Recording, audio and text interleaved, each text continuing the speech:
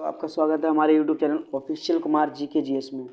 जैसा कि आज 18 मई 2023 है और एसएससी एमटीएस का थर्ड शिफ्ट का जो एग्ज़ाम है वो समाप्त हो गया है। उसके जो भी इम्पोर्टेंट क्वेश्चन उसमें एग्ज़ाम में आए हैं, सारे क्वेश्चन लेकर हम आपके सामने आए हैं। आइए क्वेश्चंस के बारे में डिस्कस करते हैं।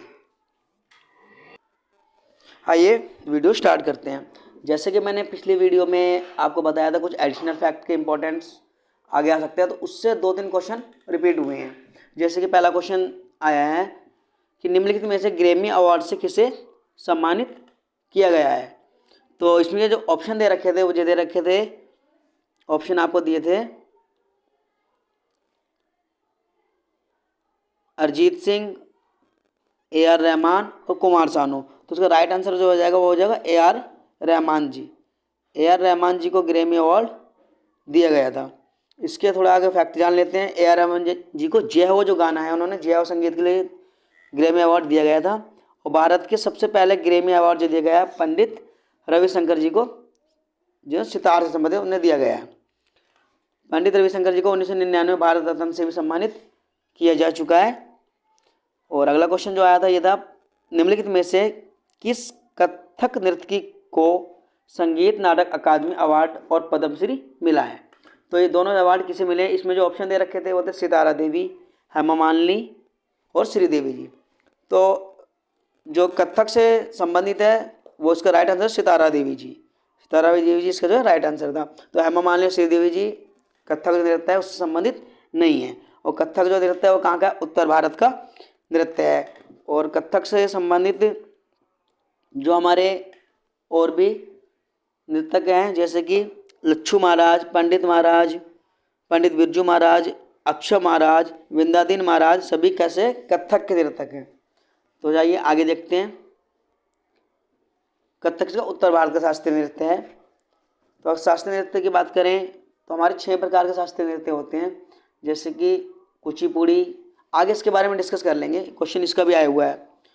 अगला क्वेश्चन है 1600 चार्टर्ड एक्ट के समय इंग्लैंड की महारानी कौन थी। तो उसमें इंग्लैंड की महारानी थी एलिजाबेथ प्रथम। एक बुक है, देखो अभी हमने डिस्कस करी थी, लिखा है प्लेइंग इट माई वे के लेखक कौन है। तो इसका आंसर है सचिन तेंदुलकर। और पहले हम इसके बारे में डिस्कस प्रीवियस वीडियो में कर चुके हैं। तो आइए कुछ इंपॉर्टेंट और बुक्स हैं उसके बारे में थोड़ा डिस्कस कर लेते हैं। जैसे a century is not enough किसकी, सौरव गांगुली की। तो इसी से एक बुक और है a life is not enough. A life is not enough ये जो बुक है ये है a life is not enough, Natwar Singh, Congress नेता हैं नटवर सिंह। नटवर सिंह जी की बुक है a life is not enough. आगे और हमारी इसमें बुक दी हैं, जैसे the test in my life, Yuvraj Singh जब उन्हें कैंसर हुआ था तब ये बुक है। और 281 एंड बियॉन्ड वीएस लक्ष्मण की, जब इन्होंने ऑस्ट्रेलिया के अगेंस्ट 281 हाईएस्ट स्कोर किया था। और वन डे वंडर्स ये सुनील गावस्कर जी की आत्मकथा है। और अगला क्वेश्चन जो हमारा आया था वो है पृथ्वीराज चौहान तृतीय ने मोहम्मद गौरी को कब हराया था। तो पृथ्वीराज चौहान जी ने मोहम्मद गौरी को हराया था 1191 में, जो तराइन की हमारी प्रथम लड़ाई हुई थी तो उस समय हराया था। कब, 1191 ईस्वी में। और जब 1192 में दोबारा लड़ाई हुई थी तो उस समय मोहम्मद गौरी ने पृथ्वीराज चौहान जी को हरा दिया था। तो और इस तराइन की तृतीय युद्ध भी हुआ था, तृतीय युद्ध तो 1215 ईस्वी में। तो इब्राहिम के और कछुआ जो मैंने आपको बताया था कवचा के बीच हुआ था, उसमें इब्राहिम जी जीत गए थे। अगला क्वेश्चन है जैसे और फैक्ट में डाले, पानीपत की प्रथम लड़ाई कब हुई थी, 1526 ईस्वी में। पानीपत द्वितीय लड़ाई 1556 ईस्वी में। और पानीपत की थर्ड लड़ाई जो हुई थी वो पिछली शिफ्ट में एग्जाम में क्वेश्चन आ चुका 1761 ईस्वी में, अहमद शाह अब्दाली और मराठों के बीच हुआ था। और बक्सर का युद्ध कब हुआ था, 1764 ईस्वी में बक्सर का युद्ध हुआ था।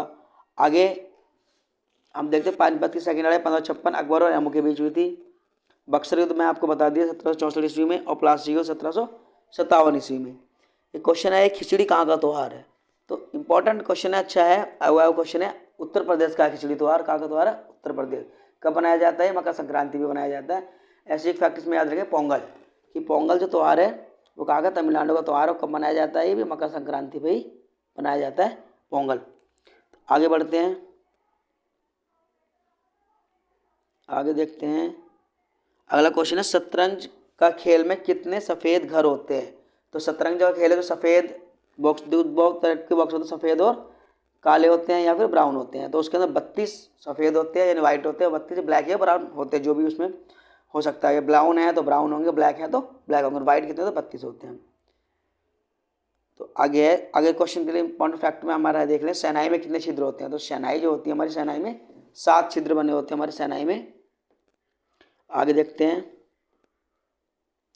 कुचिपुड़ी कहाँ का शास्त्रीय नृत्य है? तो कुचिपुड़ी कहाँ का शास्त्रीय नृत्य है? आंध्र प्रदेश का शास्त्रीय नृत्य है कुचिपुड़ी। तो रेड्डी राजा रेड्डी कुचिपुड़ी से संबंधित है। तो और ये जो हमारे टोटल मैंने आपको बताया था शास्त्रीय नृत्य हमारे कितने 8 हैं। कौन कौन से? पहला एक कुचिपुड़ी, भरतनाट्यम, कथक, कथकली, मोहिनीअट्टम, ओडिसी, सत्रिय और मणिपुरी। तो पता भरतनाट्यम कहाँ का है? तमिलनाडु का है। कथक कहाँ का? उत्तर प्रदेश का। कथकली केरल का। मोहिनीअट्टम केरल का। ओडिसी उड़ीसा का। सत्रिय असम का। मणिपुर मणिपुरी का। मणिपुर का। और आगे है नाट्यशास्त्र लेखक कौन है? भरत मुनि। भरत मुनि जी जो है नाट्यशास्त्र के लेखक है। आगे देखते हैं, आगे क्वेश्चन आया 10 संवैधानिक अनुच्छेद 356 और 360 किससे संबंधित है? तो ये जो है तो इनसे संबंधित आपातकाल से संबंधित है। आपातकाल के बारे में थोड़ा जान लेते हैं। आपातकाल हमारे 3 आर्टिकल होते हैं, 352, 360, 356 और 360। 352 होता है राष्ट्रीय आपातकाल, नेशनल इमरजेंसी, और 356 राष्ट्रपति शासन यानी प्रेसिडेंट रूल, और 360 होता है वित्तीय आपातकाल। तो अब तक अगर राष्ट्रीय आपातकाल की बात करें तो अब तक राष्ट्रीय आपातकाल जो है 3 बार लग चुका है। तो 3 बार लग पाया वो याद है कब कब लग चुका है। नेशनल इमरजेंसी एक लगी 1962 से लेके, कब लगी थी? 1962 से पहले लगी थी 1962 लेके 1968 के बीच में जब लगी, जब हमारा युद्ध हुआ था, जब चाइना से हमारा वार हुआ था। उस समय हमारे प्रधानमंत्री कौन थे? जवाहरलाल नेहरू थे। उसके बाद जो हुआ है 1971 से 1977, 1971 से 1970 की सेकेंड टाइम लगी थी। उस समय हमारे प्रधानमंत्री कौन थे? इंदिरा गांधी जी उस समय प्रधानमंत्री थी। और उसके बाद जो हमारी एक बीच लगी है वो लगी है इमरजेंसी 25 जून 1975 से 1977 के बीच में लगी थी। तो उस समय भी कौन थे? उस समय भी हमारी इंदिरा गांधी जी प्रधानमंत्री थी। और उस समय उन्होंने जब इमरजेंसी लगाई थी वो था अशांति, आंतरिक अशांति का रीजन देके इमरजेंसी लगाई गई थी। तो भारत के इतिहास में ये काफ़ी कह सकते हैं निंदनीय समय था, ये काफ़ी काला दिन इसे कहा जा सकता है, क्योंकि उस समय सारे मौलिक अधिकार समाप्त करवा दिए गए थे, जिससे किसी को ज़्यादा बोलने का व्यक्ति नहीं थी। और पुरुषों की ज़बरदस्ती नसबंदी जो करवा दी गई थी उस समय सुना था, ये सब इंदिरा गांधी के टाइम में 25 जून 1975 से लेकर 21 मार्च 1977 के बीच का ही समय था। और बात करें कि 356 राष्ट्रपति शासन के, राष्ट्रपति शासन जो है अब तक काफ़ी बार लग चुका है। अगर बात करें कि सबसे ज़्यादा बार राष्ट्रपति शासन कहाँ लगा तो वो उत्तर प्रदेश में लगा सबसे ज़्यादा बार। कितनी बार लगा? लगभग 10 बार राष्ट्रपति शासन लग चुका है। और बात करें सबसे ज़्यादा समय के लिए जो राष्ट्रपति शासन लगा वो कहाँ पे लगा सबसे ज़्यादा दिन के लिए? तो लगा था पंजाब में। पंजाब में अप्रोक्सीमेट 10 ईयर तक राष्ट्रपति शासन लगा था, यानी 3510 दिन तक राष्ट्रपति शासन लग चुका है। और ऐसे कौन से क्वेश्चन आता पूछ लेता है, ऐसे कौन सा स्टेट है जहाँ अभी तक राष्ट्रपति शासन नहीं लगा? एग्जाम में पूछ लेता है तो वह है छत्तीसगढ़। वो आपका क्या है? छत्तीसगढ़ और तेलंगाना। छत्तीसगढ़ और तेलंगाना में अभी तक राष्ट्रपति शासन नहीं लगा है। तो आगे थोड़ा और जानकारी देखते हैं इसमें कि आपातकाल की व्यवस्था कहाँ से ली गई है? जर्मनी के संविधान से लिया गया है। और एक क्वेश्चन ये देखा गया है कि राष्ट्रपति के द्वारा राज्यसभा में कितने सदस्यों को मनोनीत किया जाता है? तो सदस्यों को जो मनोनीत किया जाता है वो है 12 सदस्यों को मनोनीत किया जाता है राष्ट्रपति के द्वारा। कितना? आर्टिकल 80A के तहत किया जाता है। और वो किस क्षेत्र से आते हैं? वो आते कला, विज्ञान, कला यानी कि आर्ट, साइंस और लिटरेचर यानी साहित्य, और समाज या सोशलिस्ट यानी समाज सेवी, सेवा से लोग आते हैं। और अगर बात करें राज्यसभा में टोटल सदस्य की, तो टोटल सदस्य जो होते हैं वो 250 होते हैं। मैक्सिमम मेंबर अगर राज्यसभा की बात करें तो होते हैं 250, और जो प्रेजेंट टाइम जो है जिसमें हमारे इलेक्शन होता है वो है 245। वर्तमान में जो राज्यसभा में कितने 245 है, जिसमें से 12 राष्ट्रपति के द्वारा मनोनीत किए जाते हैं और 200 हमारे 33 पे इलेक्शन होते हैं। 233 + 12 × 45। और आगे इसमें हम बात करते हैं, राज्यसभा जो है उच्च सदन होता है और लोकसभा निम्न सदन होता है। आगे थोड़ा सा इसके बारे में जानकारी देखते हैं। राज्यसभा का कार्यकाल स्थायी और लोकसभा का कार्यकाल अस्थायी होता है। राज्यसभा को स्थायी सदन कहा जाता है और लोकसभा को अस्थायी। राज्यसभा का कार्यकाल कितने वर्ष का होता है? 6 वर्ष का होता है। राज्यसभा का कार्यकाल कितना होता है? 6 वर्ष का। और लोकसभा का कार्यकाल 5 वर्ष का होता है। तो लोकसभा में इलेक्शन लड़ने न्यूनतम एज 25 साल है और राज्यसभा के लिए 30 साल है। तो अगर जब क्वेश्चन कई बार ऐसे ही पूछ लेता है कि सब प्रथम बार राज्यसभा और लोकसभा के चुनाव एक साथ कब हुए? तो कब हुए? तो 1952 ईस्वी में दोनों के चुनाव एक साथ हुए हैं। और आगे हम देखते हैं कि क्वेश्चन कई बार बोला संसद क्या है? संसद के कितने अंग? संसद के 3 अंग होते हैं, राज्यसभा, लोकसभा और राष्ट्रपति। लोकसभा, राज्यसभा और प्रेसिडेंट, संसद के 3 अंग होते हैं। तो आगे क्वेश्चन ये आया था, संयुक्त राष्ट्र संघ के अनुसार भारत किसे छोड़कर सबसे ज़्यादा जनसंख्या वाला देश बन जाएगा? तो वो है चीन को छोड़कर हम सबसे ज़्यादा जनसंख्या वाले देश बन जाएंगे। यूएनओ के अनुसार जो भारत की जनसंख्या कितनी लगभग 142 करोड़ है। और संयुक्त राज्य संघ की बात करें तो मुख्यालय जो हेड ऑफिस का है वो न्यूयॉर्क में है। कहाँ पे? न्यूयॉर्क। और इसके क्वेश्चन हो रहा है कि इंटरनेशनल कोर्ट यानी कि अंतर्राष्ट्रीय न्यायालय कहाँ पर है? तो वो कहाँ पर है? द हेग में है। The Hague. द हेग कहाँ पे है? नीदरलैंड में है। आइए आगे बढ़ते हैं। आगे क्वेश्चन ये आया था, एलिफेंटा की गुफा कहाँ स्थित है? एलिफेंटा की गुफा कहाँ पर स्थित है? महाराष्ट्र में स्थित है। तो इसमें आपको याद रखना है, एलिफेंटा की गुफा हो, अजंता की गुफा हो, गेटवे ऑफ इंडिया या गेटवे ऑफ महाबलेश्वर, ये सारे कहाँ पर है? महाराष्ट्र में हैं। कहाँ पे? सारे महाराष्ट्र में हैं। तो ऐसी गेटवे ऑफ इंडिया महाराष्ट्र में। आगे हमारे इसमें दे रखा है, और अजंता और एलोरा की गुफाओं का संरक्षण राष्ट्रपति शासन द्वारा प्रथम किया था। एलिफेंटा पास श्रीलंका में स्थित है। एलिफेंटा पास, एलिफेंटा दर्रा जो है वो कहाँ है? श्रीलंका में स्थित है। क्वेश्चन है, कन्नौज के युद्ध में शेरशाह ने किसे हराया था? किसे हराया था? हुमायूं को हराया था कन्नौज के युद्ध में 1540 ईस्वी में।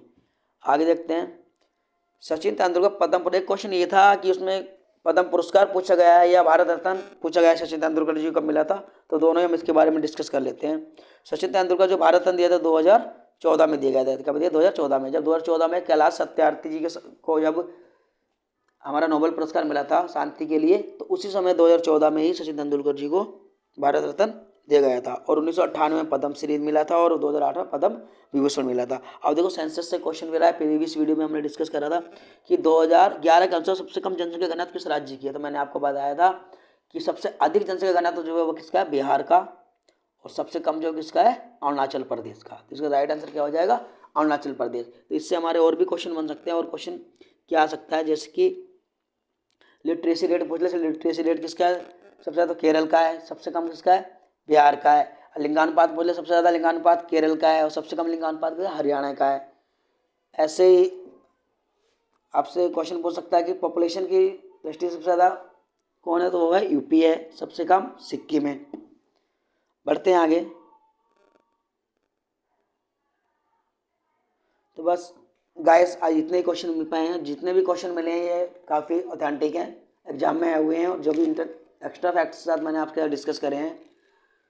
उम्मीद करता हूँ ये वीडियो आपको पसंद आया होगा, और पसंद आया हो तो अपने दोस्तों के साथ शेयर करें, जिससे हमें थोड़ा और मोटिवेशन मिले। तब तक के लिए आपसे लेते इजाज़त। जय हिंद साथियों।